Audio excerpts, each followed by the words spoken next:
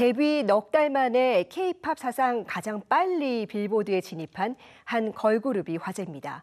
기존의 대형 기획사가 아닌 중소기획사 출신이어서 더 주목받고 있는데요. K-팝 시장의 성장에 시사하는 점이 많다고 합니다. 동아방송예술대학의 심희철 교수와 이야기 나눠보겠습니다. 교수님 어서 오세요. 네, 반갑습니다. 네, 그룹 피프티. 재작년 설립된 이 중소기획사 출신인데 요즘 대단한 기록을 세우고 있다고요. 네, 대형 기획사도 하기 힘든 빌보드 핫 100 차트에 신생 기획사의 데뷔 가수가 단 4개월이라는 기록을 세우며 진입했다는 사실은 글쎄요, 지금까지 저는 경험한 적이 없는 대단한 사건인 것은 맞는 것 같습니다. 네. 자, 더군다나 팝 음악의 양대 산맥인 미국의 빌보드와 영국의 오피셜 차트 모두 K-팝 걸그룹 단독으로는 최고 순위 기록을 이미 깼다는 사실입니다. 네. 근데 이제 재밌는 사실은 이제 K-팝 비즈니스는 공식이 있지 않습니까? 국내 팬덤을 만들어서 이제 해외 단계별로 진출을 하는데 이 그룹은 그 공식을 따르지 않았어요. 그러니까 온라인을 통해서 해외 화제를 먼저 일으킨 이후에 국내에 역주행을 일으킨 이른바 새로운 비즈니스 모델을 제시했다는 점이 특이합니다. 예, 대단한 성과를 거두고 있는 건데 특히 이 그룹은 숏폼 영상이 화제가 됐다고 하는데요. 어떤 성공 요인이 있을까요? 네, 방금 말씀드린 이제 온라인 입소문을 위해서 숏폼 플랫폼과 글로벌 마케팅 전략이 주요했는데요. 자, 여기에는 준비된 행운이라는 의미에서 세렌디피티의 법칙이 적용되었어요.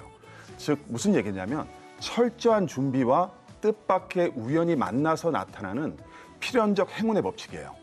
자, 익명의 틱톡 사용자가 만든 큐피드 곡의 1.5배속 스피드업 버전이 바이럴 마케팅에 뻥 하고 도화선이 되면서 네. 세계적인 화제가 되었어요. 자, 이러한 온라인 공간은 소비자 입장에서는 디지털 놀이터가 되기 때문에 예측을 뛰어넘는 세렌디피티의 행운이 올 수 있는 기회 공간이 되기도 합니다. 자, 그런데 이런 우연과 행운도 기본기와 철저한 준비가 없이는 불가능한 거죠. 네, 철저한 준비 속에 찾아온 행운이라고 볼 수 있겠네요. 네. 그렇다면 이 K-팝 시장의 규모를 키울 수 있는 또 다른 중소의 기적을 기대해봐도 좋을까요? 네, 그럼요. 자, 이러한 중소기획사의 성공 방정식은 수많은 중소기획사들에게 새로운 모티브를 제공함과 동시에 대형 기획사 중심의 어떤 그 획일화에 대한 우려를 불식시키고 K-팝 시장의 저변을 확대함으로써 이른바 역동적인 생태계를 구성할 수 있다는 점에서 굉장히 긍정적인 효과가 있습니다. 자, K-팝 시장은 기본적으로 하이 리스크, 하이 리턴 시장입니다. 무슨 얘기냐면 리스크, 위험도 굉장히 크고 리턴, 수익도 굉장히 큰 사업인데요. 한마디로 위험과 기회가 공존하는 시장에서 부가가치가 큰 중소의 기적은 전체 파이를 키울 수 있는 어떤 마중물 역할을 하는 거죠. 자, 큐브 엔터테인먼트의 비스트, 울림 엔터테인먼트의 이제 인피니트가 등장하면서 그때쯤부터 중소의 기적이라는 용어가 처음 등장을 했는데요. 사실 빅히터 엔터테인먼트도 설립 당시에는 중소기획사였거든요. 자, 결론적으로 이제 BTS 이후 글로벌 시장에서 또 한 번의 중소의 기적을 기대해 볼 수 있는 피프티의 등장은 K-팝 시장의 또 다른 성장에 활력이 되고 있습니다. 네, 중소의 기적 계속 기대해 보겠습니다. 네. 그리고 이 K-팝의 꾸준한 성장을 위해선 새로운 얼굴을 어떻게 키워내느냐가 중요할 텐데요. 이 재능인의 인재 발굴과 함께 트레이닝 과정도 중요하지 않겠습니까? 네, 그렇습니다. 자, 본 프로젝트를 총괄한 안성일 프로듀서는 언론 인터뷰에서 이렇게 강조하고 있습니다. 자, 이번 성공의 본질은 아티스트와 음악 그 자체에 있다고 말이죠. 자, 보석의 원석을 발굴하는 신인 발굴과 함께 트레이닝 과정도 굉장히 중요한데요. 자, 안 프로듀서가 합류하고 제일 먼저 한 일이 신인 개발팀을 잘 세팅하고 전략적 트레이닝 프로그램을 짜는 것부터였어요. 자, 중소 기적을 위한 첫 단추, 말동구리 핵을 만드는 과정이 제일 중요했던 거죠. 네, 원석의 가치를 높이는 트레이닝 과정. 그러면 구체적으로 이 엔터테인먼트 기업에서 트레이닝 팀은 어떤 역할을 합니까? 자, 우리가 흔히 잘 키우는 아티스트가 회사를 키운다라는 얘기가 있지 않습니까? 네. 자, 아티스트의 가치가 상승하면 곧 기업의 가치와 상승으로 동반된다는 원리인데요. 자, 걸어다니는 기업인 스타급 신인의 그 발굴은 중소의 기적을 일으키는 바로 핵심적인 요소가 됩니다. 자, 신인 개발팀이 하는 일은 신인 육성 그리고 발굴 두 가지 과정인데요. 먼저 발굴 과정은 오디션 기획, 오디션 운영, 오디션 평가로 이어지는 발굴 업무가 있고요. 두 번째 육성 과정은 보컬, 연기, 스피치, 댄서와 같은 신인 육성 과정을 들 수 있습니다. 자, 이 신인 육성 과정은 트레이닝 과정이라고 하는데요. 이 트레이닝 과정도 세 가지로 구성돼요.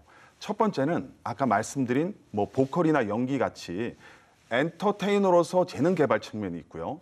두 번째는 작사, 작곡과 같은 창작자로서의 능력도 중요해졌습니다. 왜냐하면 요즘은 싱어송라이터로서의 능력도 함께 필요하기 때문입니다. 네. 자, 끝으로 가장 중요한 것은 뭘까요? 그렇습니다. 바로 인성과 관련된 멘탈 케어 부분입니다. 네, 인성. 그러고 보니까 요즘 팬들은 춤과 노래뿐만 아니라 이 아티스트의 성실하고 굉장히 책임감 있는 모습을 좋아하는데요.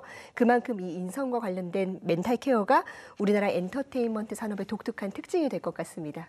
네, 그렇습니다. K-팝의 특징 중 하나가 바로 K-팝 아티스트의 사생활이 깨끗해야 하고 태도와 마인드 등 인성과 관련된 부분이 중요하다는 점이에요. 그래서 기획사마다 인성 관련된 트레이닝 프로그램을 이제 운영을 하고 있는데요. 대표적으로 JYP의 박진영 대표를 들 수가 있어요. 자, 박 대표는 신인 아티스트를 직접 교육하기로 되게 유명한데요. 진실, 성실, 겸손 이 세 가지를 강조를 하고 있습니다. 바로 연예인은 재능 이전에 먼저 좋은 사람이 되어야 한다는 점을 강조합니다. 자, 인상 깊었던 내용은 보통 연예인이 되려면 카메라나 청중 앞에서 말조심을 해야 된다고 하지 않습니까? 네. 그런데 JYP는 이렇게 얘기해요. 조심할 필요가 없는 사람이 되라. 그리고 성실하지 않아도 타고난 사람들은 순간적으로 탑에 올라설 수 있지만 결국 오래 가지 못한다는 얘기입니다. 네. 그리고 겸손함은 아티스트에게 어떤 위기가 찾아왔을 때 이를 극복할 수 있는 핵심 열쇠가 된다고 얘기하고 있습니다. 자, 하이브 또한 네. T&D 팀이라고 트레이닝 앤 디벨롭 팀이라고 해서 인성 관련된 프로그램을 운영하고 있습니다. 자, 결국은 이제는 연예인이 되려면 현재뿐만 아니라 과거의 경력도 관리하는 어떻게 보면 잊혀질 권리가 점점 사라지게 된 거라고 정리할 수가 있겠습니다. 네, 엔터테인먼트 산업에서도 좋은 인성이 경쟁력이 되고 있네요. 오늘 말씀 잘 들었습니다. 고맙습니다.